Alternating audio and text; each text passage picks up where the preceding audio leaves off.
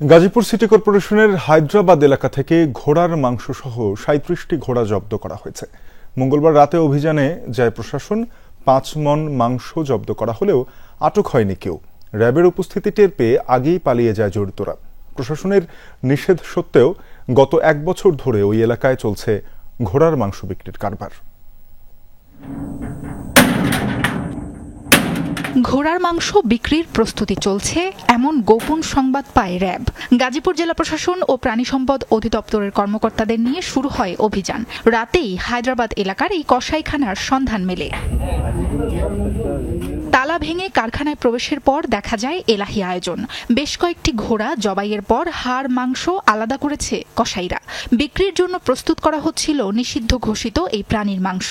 অভিযোগ আছে এসব মাংস গরুর মাংস বলে বিভিন্ন হোটেল রেস্তোরাঁয় বিক্রি করা হয়। রেস্টুরেন্টে যে তারা ঢুকাচ্ছে এইটাও শুধু তারা একা না, তাদের একটা চক্র আছে আমার মনে হইতেছে।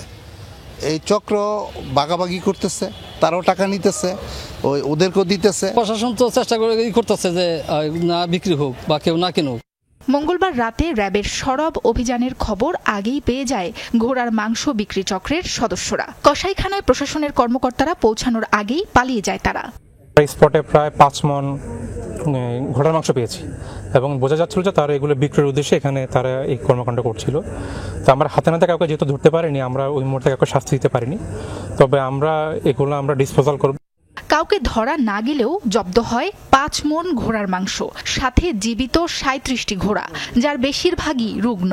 ভেটেরিনারি সার্জন জানান, ঘোড়ার মাংসে এমন পদার্থের উপস্থিতি রয়েছে যা মানব দেহের জন্য ক্ষতিকর। ৮টা ঘোড়া জবাই হয়েছে আর ৩৭টা ঘোড়া এখানে আরও আছে এবং প্রত্যেকটা ঘোড়ারই অসুস্থ। বেশিরভাগ ঘোড়ারই খুরায় সমস্যা এবং প্রত্যেকটা ঘোড়ারই খুরায় পচন ধরে গেছে। মাংসগুলো খেলে মানব দেহে টক্সিসিটি হবে এবং এই টক্সিসিটি পরবর্তীতে লিভারের উপরে লিভার ড্যামেজ করতে পারে। জব্দ করা মাংস ও ঘোড়াগুলো রাতে স্থানীয়দের জিম্মায় রেখে আসে প্রশাসন। সকালে সেগুলো প্রাণী সম্পদ অধিদপ্তরের কাছে হস্তান্তর করা হয়। ঘোড়াগুলো আপাতত বন বিভাগের কাছে রাখা হয়েছে। এর আগে ২০২৪-এর ৫ আগস্টের পর থেকে গাজীপুরের হায়দ্রাবাদ এলাকায় ঘোড়ার মাংস বিক্রির অভিযোগ ওঠে। স্থানীয়রাই জড়িত এ কারবারের সাথে। একাধিকবার অভিযানে জেল জরিমানা করা হয়েছে বেশ কয়েকজন ব্যবসায়ীকে। সে সময় ঘোড়ার মাংস বিক্রি ও খাওয়া নিষিদ্ধ ঘোষণা করে প্রশাসন। সাবরিনা লিজা, যমুনা নিউজ।